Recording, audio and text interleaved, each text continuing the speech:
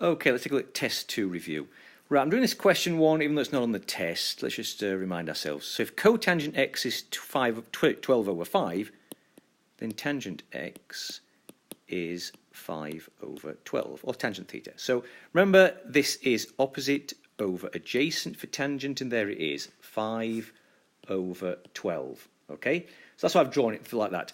Now, sine, of course, clearly you can see is opposite over hypotenuse. So there it is, 5 over 13. But it's negative.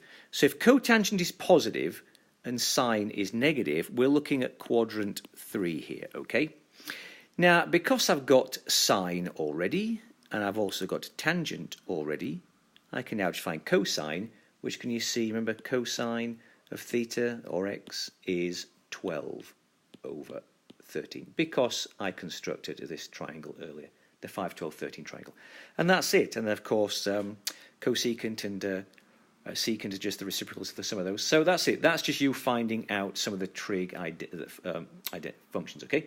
So let's go take a look at some of the actual test questions. Oops. Let me just undo that, because I only want to erase this up here. Okay, so let's take a look at this question number 2, which might be the first one, the test 2 knows. Right, now of course you've got to know the rules. Please bring them in, all the equations. So, sine x plus y. Now, the reason why I've written that is that you could say that this is 1 over sine of 285, okay? So we're looking for sine of 285. Now if I draw these quadrants here, okay, if I go all the way around, so 180, 270, say to 285, supposing that's 285, okay, to there. Can you see the reference angle is going to be 75 degrees, okay? Now, it's also where it is negative, okay? So it's got to be negative in here. This is a negative where sines are negative. So let's take a look. So sine of x plus y. So we are going to use the sine, instead of 75, we're going to use 45 plus 30, okay? So again, as long as you know your unit circle. Right, so I'm actually going to erase this, or this is now going to be sine of 45 cosine 30. So I'm going to write this, so this is going to be now 45, that's going to be 30, this is going to be 45, and that's going to be 30, okay? So the sine of 45 is root 2 over 2. The cosine of 30 is root 3 over 2. Right. The cosine of 45, that's also root 2 over 2. And the sine of 30 is a half. So this is all I have to kind of calculate now, okay? So root 2 times root 3 is root 6. 2 times 2 on the bottom is 4. Root 2 times 1 is root 2. And again, 2 times on the bottom is 4. And that's fine. You can write it as root 6 plus root 2 all over 4. And that's that one done, okay? So 2a. Let's erase all that. Oh, by the way, sorry, the reciprocal. Sorry, of course, it's the reciprocal. Sorry about that. Don't forget. I've just found out what sine is the cosine. So we would just turn this upside down. Now, if I do that, that is going to give you 4 over root 6 plus root 2. Now, that's me flipping it upside down because the cosecant was the actual question, not sine. Now, with that, you really should rationalize the denominator by multiplying by its conjugate, which is root 6 minus root 2. But, and again, on the numerator as well. Okay.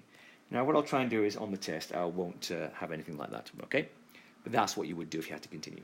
Right. Sorry about that. Let's erase all that now, because I'm now going to look at the tangent rule. Okay, just up here. So, we're looking at this next question. Tangent of negative 5 pi over 12. Now, again, if I draw a circle here.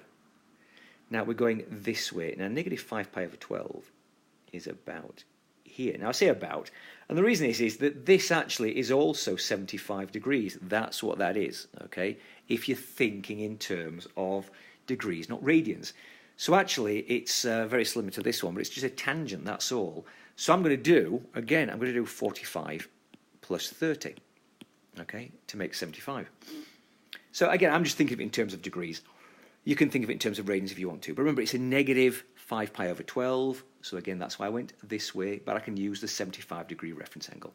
So here we go. I'm going to call that one 45, that one 30. Again, that one 45, and that one 30. So let's go down here.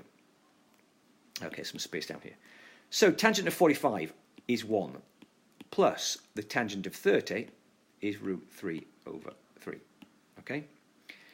Right, 1 minus the tangent of 45 is 1 times the tangent of 30, which is root 3 over 3. Okay? So I have 1 plus root 3 over 3 all over 1 minus root 3 over 3. Okay? So what should we do with this one? I guess I'm going to have to multiply by conjugates, or should I add? I could add or subtract these. So I suppose if I do what's 3 over 3 plus root 3 over 3 all over what's 3 over 3 minus root 3 over 3. Okay. So common denominators. I'm running out of space here. Let me just. I'm going to go up to the top up here, guys. I'm just going to clear all this again. Okay, just do this. So again, remember, I'm just doing common denominators. So we have 3 plus root 3 over 3 all over 3 minus root 3 over 3. Okay, common denominators. If I flip it upside down and call it a multiplication, then remember, because this is like divided by a fraction. So 3 over 3 minus root 3. Then they cancel. You've got 3 plus root 3 over 3 minus root 3. Now I'm going to leave it at that. I really should multiply by the conjugate to actually clear this, but I'm going to just leave it at that. Okay, right. So let's take a look at part C. Part C is actually the easiest one. That's because it already is the cosine of x plus y rule. And if you recognise it backwards, that we actually have this here. Oops. We actually have this as the question. This is just the 57. That is just the 33. So 57 plus 33 is 90. The cosine of 90 equals 0. And that's what that is. Okay?